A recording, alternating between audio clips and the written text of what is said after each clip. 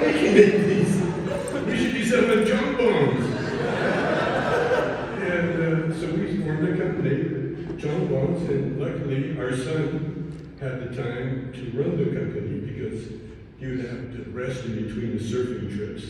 So he didn't have time to run a business or start a business, and so he started Chong Bombs. And it was great, man. Oh, we were selling bombs all over the place. Yeah, great. Because glass bombs especially, well, I'll get to that in a minute, but the great thing about glass bombs is that stoners buy them. And a lot of times they break them before they leave the shop. And so they have to replace them.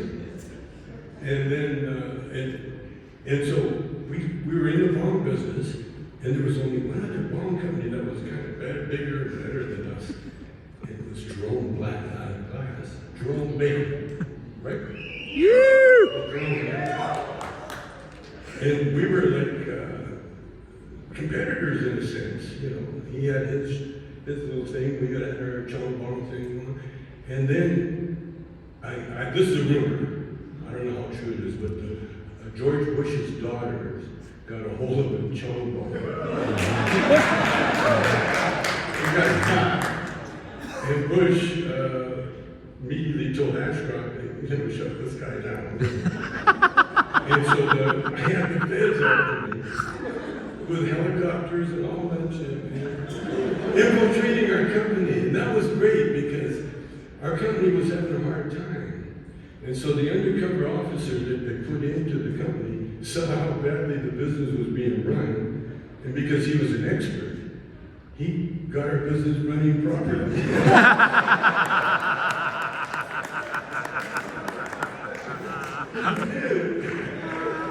Because the rumor had it that the bomb companies were making billions of dollars and they were funding the terrorists.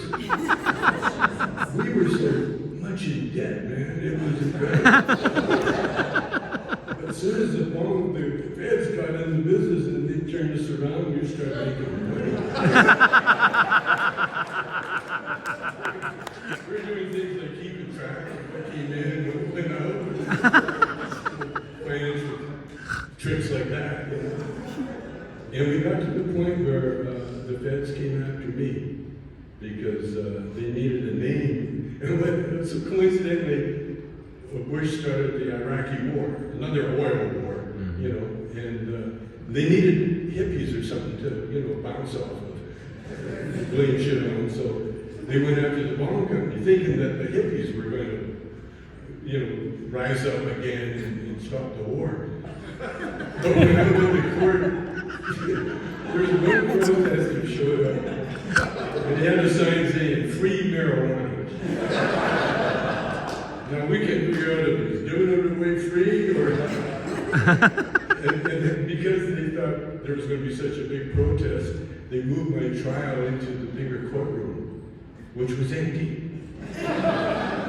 And then the judge asked me if I had anything to say, and I said, "Yes, I do, Your Honor." And so I stood up and did a stoner rap about how salsa could save the world.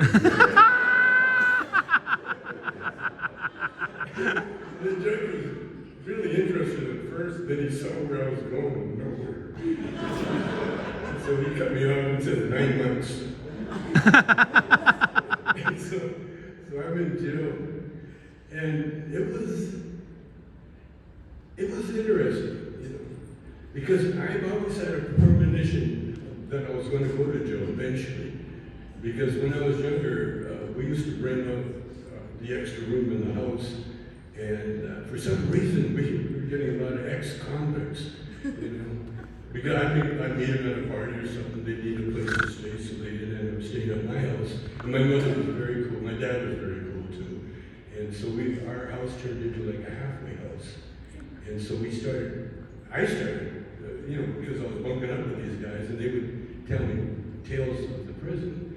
And they weren't all that horrible. A lot of them, you know, were like really, for instance, this one guy, he was in a jail in Lethbridge, Alberta, where they had the silent system. This is back in the 50s. And the silent system meant that when you walked through the walls, or make any noise without permission. And so what he did, he learned how to sing really quietly. And he would sing really softly. And so I would play guitar and he would sing these beautiful ballads, really soft. And then he had a lot of, I heard all these prison stories, really touching. And then again, there was another little French guy. He got me into show business, really. This little French guy, and his MO for being a criminal was to dress up like a woman and rob a bank. And of course he got caught. And he was obviously gay, although he never came on to me. But I figured it out later, you know. But he was a tap dancer. And he got so much into prison that the Christmas show was a big deal. They would look, you know, they'd practice it for like 6 months before you rehearse the Christmas show and everything. And so when he was out, he started missing the Christmas show. and we did our best. Like, if I got invited to a party, he would ask me to ask the host or the hostess if he could bring his tap shoes and do a show for them. And of course, everybody said, yeah. And little Frenchie would put on his tap shoes and he'd have his record player and he'd put on the music and he'd come tap dancing down the stairs. And all the kids, hey, that's great. But he still missed the Christmas show because it was a big deal in prison. And so he robbed the bank. To go back in the prison. And guess what? He dressed up like a woman, robbed the bank, and then he gave the money to my mother for back rent. And then he went off to jail. And I never did see him.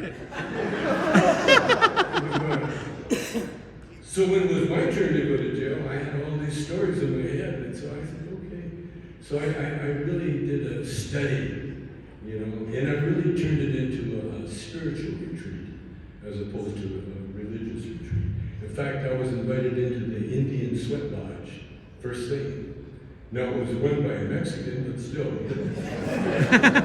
he knew what to say, he knew all the sayings and everything else. And the Sweat Lodge was incredible. It was mandated. The feds in America, if you go to a federal prison, you will find a sweat lodge. And the sweat lodge was great. I didn't know what it was. I thought it was like a sauna or something. And so, they don't tell you shit in prison.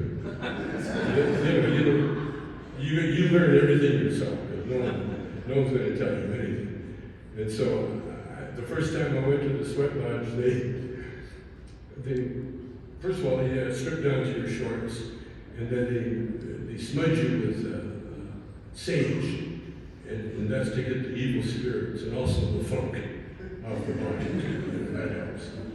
And then you get on your hands and knees and you crawl into this little lodge.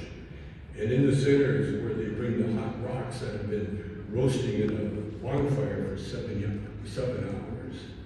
And they brought the rocks in, and we all sat around, and this guy picks up the drum and he starts banging the drum, you know, playing it, and he starts chanting these native chants that go back thousands of years. After a while, I could understand what he was saying. It was weird. He was saying, "It's fucking hot in here. My balls are melting off." It got so hot, man. And then the chief stopped. Anybody want to leave, you leave now. And I was trying to get out of the tent, man. And I went too fast, I got a cramp in my butt. And I couldn't move, then he closed the flap. 4 flaps later, everybody's gone. There's just me and the chief. And he looks at me and goes, "Chong, you're a pretty good warrior, man. No one has ever done 4 flaps before." And then he realized I was dead. So he pulled me out into the cold air and I got revived. But I learned, you know, you talk about spirituality, the sweat lodge, that'll do it. Because the truth is, this is the natives would sweat. If you got sick, you'd sweat. And your body, your immune system kicks in because you're killing yourself. And that's what kills the germs. You know, it's natural. And like when natives have the baby, you know, when it's first born, they'll take it out and dunk it into a cold river water, you know, and then it gets a heart going, you know. Forget that little slap on the butt, man. So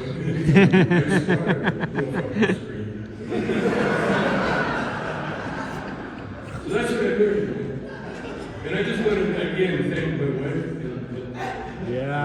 and my son, because even the business when I was in jail, you know, the one they convinced me to do. And you know, the reason I could have beat the charge. I really could have beat it because it was bullshit charge. But the feds said to me, you know, your wife signed the check that started the company. And your son, he's down as president of the company. So if you don't turn yourself in, we're going after them. Now my son, I couldn't care if he went to jail. He'd be like me. Back when I was in there, he said, hey, can I come and lay in your bunk for a while? But my wife, I just couldn't see myself visiting hours saying, well, you're looking good, dear. No, I couldn't do that. So I definitely took the rap.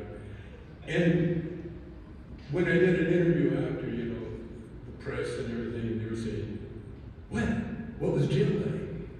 And I told them, I said, you'll find out. It was prophecy.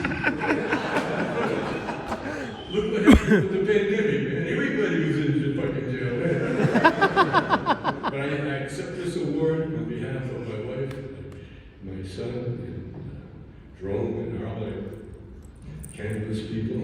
Thank you very much. Right on, Tommy.